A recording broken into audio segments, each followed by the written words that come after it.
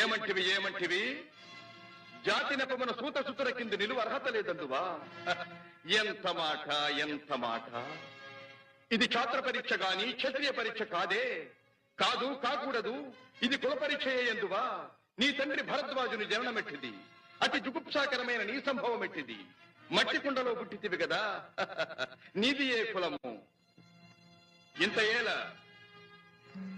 అస్మత్ పితామహుడు గురుకుల వృద్ధుడైన ఈ శాంతనవుడు శివసముద్రుల భార్యవు గంగా గర్భమున జనించలేదా?